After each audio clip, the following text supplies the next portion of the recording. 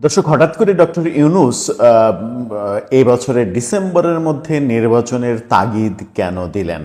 আজকে যে সংস্কার কমিশন, ঐক্যমতের কমিশন, সেই কমিশনের দুইজন সদস্য আর ডক্টর আলী রিয়াজ এবং বদিউল আলম মজুমদার, তারা দুজন যমুনায় ডক্টর ইউনূসের সঙ্গে মিটিং করতে গেলেন এবং সেখানে ডক্টর ইউনূস তাদেরকে ডিসেম্বরের মধ্যে নির্বাচনের কথা মাথায় রেখে সংস্কার কার্যক্রম এগিয়ে নেয়ার কথা বলেছেন।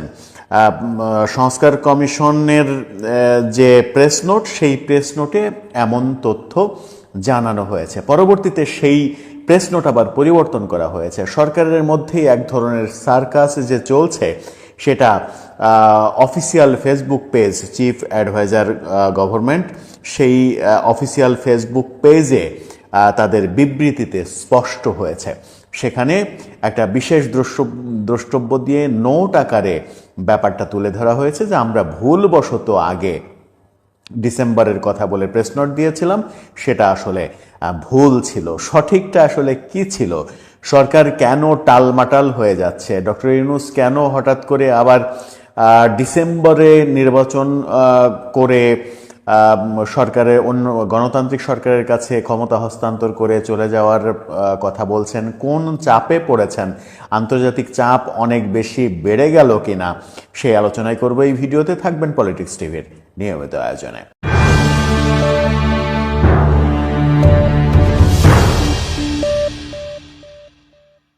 দর্শক, পলিটিক্স টিভির নিয়মিত ভিডিওগুলো এখন থেকে স্পন্সর করছে প্রজাপতি.tv, নতুন ওটিটি প্ল্যাটফর্ম। আপনারা চাইলে ইউটিউবে, ফেসবুকে, ইনস্টাগ্রামে, টিকটকে দেখে নিতে পারেন। ডেসক্রিপশন বক্সে লিঙ্ক দেওয়া থাকবে, সেখান থেকেও আপনারা দেখে নিতে পারেন প্রজাপতির কার্যক্রম। চলে যাচ্ছি মূল ভিডিওতে।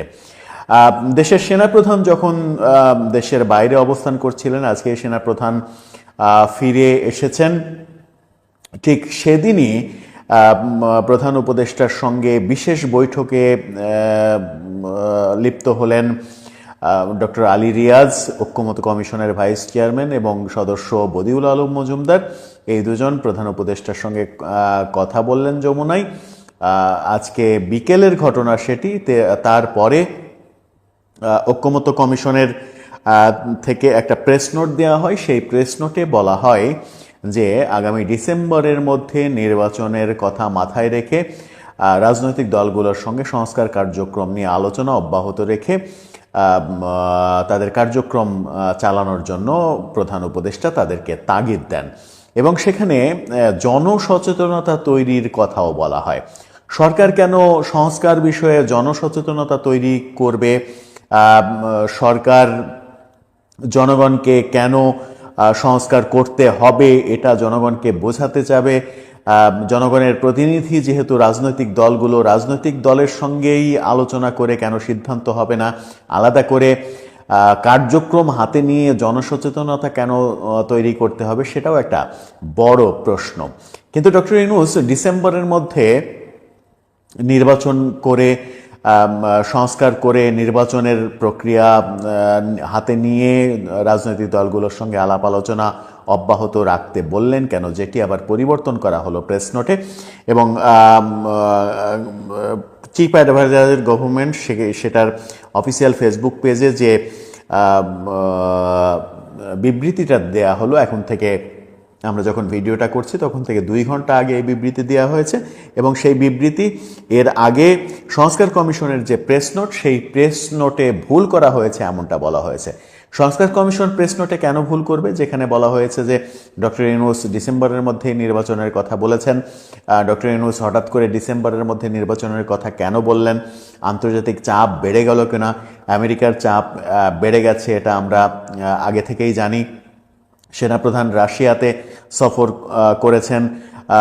ভারতীয় মিডিয়ায় বিভিন্নভাবে বলা হচ্ছে যে ভারতের বন্ধু রাশিয়ায় সফরে রাশিয়াকে দিয়ে বাংলাদেশের গভর্নমেন্টকে এক ধরনের চাপ দেয়া হবে যেন ডিসেম্বরের মধ্যেই নির্বাচন হয়। ভারতের চাপ বেড়েছে। ট্রান্সশিপমেন্ট যে চুক্তি, সেই চুক্তি ভারত বাতিল করেছে, সেখান থেকে চাপ প্রচণ্ড বেড়েছে এবং ভারতীয় তরফ থেকে বলা হয়েছে স্পষ্টভাবে দ্রুত নির্বাচন দিয়ে ক্ষমতা হস্তান্তর করার কথা। এবং এই সরকারের, অন্তর্বর্তীকালীন সরকার থাকা অবস্থায় ভারত সরকারের সঙ্গে তাদের সম্পর্ক তৈরি হবে না, এটাও স্পষ্ট যখন বলে দেওয়া হয়েছে, তখন সেই সব চাপের কারণেই ডক্টর ইউনূস ডিসেম্বরের মধ্যেই নির্বাচন দিয়ে ক্ষমতা হস্তান্তরের কথা বললেন কিনা। কিন্তু সরকার সংস্কার কমিশনের যে প্রেস নোট, সেই প্রেস নোট কেন তাদেরকে বদল করতে হলো? তার মানে সেই প্রেস নোটটা দেওয়ার পরে তাদের নিজেদের মধ্যেই কি এক ধরনের ক্যাওয়াজ শুরু হয়ে গেছে, যে উপদেষ্টা পরিষদের মধ্যেই বিভিন্ন ভাগে বিভক্ত এরকম আলোচনা অনেক দিন থেকে ছিল, কেউ মানবে কেউ মানবে না। বিশেষ করে সরকারের ছাত্র উপদেষ্টা, যাদের কর্তৃত্ব উপদেষ্টা পরিষদের সব থেকে বেশি, তারা এটার বিরুদ্ধাচরণ করার ফলেই অফিসিয়াল ফেসবুক পেজে বিবৃতি দিয়ে সেটা পরিবর্তন করতে হলো কিনা, সেটা একটা বড় বিষয়। বিবৃতি পরিবর্তন করে যেটা দেয়া হয়েছে সেটা হচ্ছে যে আগামী ডিসেম্বর থেকে 2026 সালের জুন মাসের মধ্যে জাতীয় নির্বাচনের লক্ষ্য নিয়ে সংস্কার কার্যক্রম দ্রুত এগিয়ে নেয়ার তাগিদ দিয়েছেন প্রধান উপদেষ্টা এবং জাতীয় ঐক্যমত্য কমিশনের চেয়ারম্যান প্রফেসর ইউনূস। এর আগে যেটা প্রেস নোটে বলা হয়েছিল যে আগামী ডিসেম্বরের মধ্যে জাতীয় নির্বাচনের লক্ষ্য নিয়ে সংস্কার কার্যক্রম দ্রুত এগিয়ে নেয়ার কথা বলেছেন তিনি। সেখানে বলা হয়েছে যে বিএনপির সঙ্গে আগামী বৃহস্পতিবার মিটিং হবে। এর মাঝে 8টি দলের সঙ্গে মিটিং হয়েছে। বিএনপির সঙ্গে মিটিংয়ের পরে অনেক কিছুই স্পষ্ট হয়ে যাবে।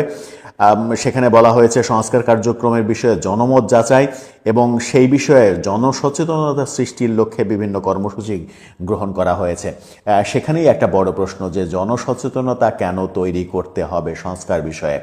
কারণ জনগণের প্রতিনিধিত্ব করে রাজনৈতিক দলগুলো, রাজনৈতিক দলের সঙ্গে আলোচনা ক্রমেই সিদ্ধান্তটা হওয়া উচিত, নতুবা জনগণের মতামত নেওয়ার একমাত্র উপায় হচ্ছে গণভোট করা। সরকার কি গণভোটের দিকে যাবে? সংস্কার বিষয়ে সরকার গণভোট করবে, গণভোট করে জনমত যাচাই করবে। সেই লক্ষ্যেই তারা জনসচেতনতা সৃষ্টির জন্য বিভিন্ন কার্যক্রম হাতে নিচ্ছে। সেই প্রশ্নগুলো আসছে।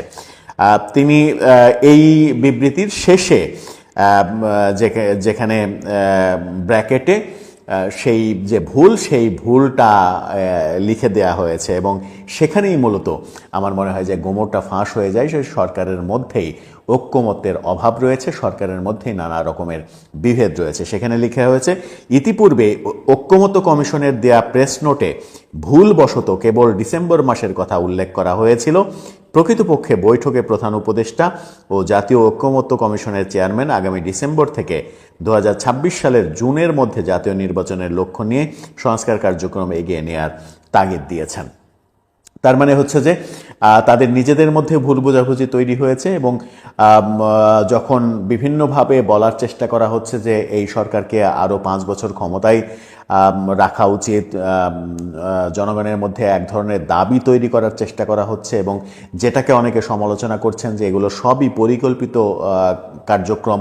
স্বরাষ্ট্র উপদেষ্টাকে জনগণের দোহাই দিয়ে বলতে শোনা গেছে যে জনগণ চায় এই সরকার আরও 5 বছর ক্ষমতায় থাকুক। জনগণ চায় এটা তিনি কিভাবে বুঝলেন সেটাও একটা বড় বিষয়, কারণ দেশে তো কোনো গণভোট হয়নি এবং দেশে প্রচলিত জরিপের কোনো আন্তর্জাতিক স্ট্যাটাসও মেনটেন করে কোনো জরিপ হয়নি। ফেসবুকে বিভিন্ন ধরনের পেজ থেকে বিভিন্ন পোল ছাড়া হচ্ছে, সেই ভোটিং পোলকে নিয়েও নানা রকমের বিতর্ক রয়েছে যে বিদেশি আইডি থেকে ভোট দেয়া হচ্ছে এবং সেই ভোটিং পোল বুস্ট করে ভোট কেনা হচ্ছে, এরকম সমালোচনাও যখন রয়েছে তখন সরকার দোটানার মধ্যে পড়ে গেল কেন? আন্তর্জাতিক চাপ বাড়লো কিনা, রাশিয়া থেকে নতুন চাপ আসলো কিনা, সেনাপ্রধান রাশিয়া সফর করে সরকারকে নির্বাচনের চাপ দেয়ালেন কিনা, নানা রকমের আলোচনা কিন্তু এবার সামনে এসে যাচ্ছে। সবথেকে বড় আলোচনা যেটা সামনে এসে গেল এই মিটিংয়ে, এবং মিটিং হয়েছে সেই বিকেলে, একবার প্রেস নোট দেয়া হলো, সেই প্রেস নোটকে ভুল ব্যাখ্যা দিয়ে 2 ঘন্টা আগে আবার ফেসবুকে পোস্ট দেয়া হলো। ব্যাপারটা খুব একটা স্বাভাবিক মনে হচ্ছে না। দর্শক, আপনার কি মনে হয়? ব্যাপারটা কি খুব স্বাভাবিক মনে হচ্ছে? আর আন্তর্জাতিক চাপ বাড়লে কোন কোন দেশের চাপ বেড়ে গেল এই সরকারের উপরে, সেই মতামত জানিয়ে আপনারা লিখতে পারেন আমাদের কমেন্ট বক্সে।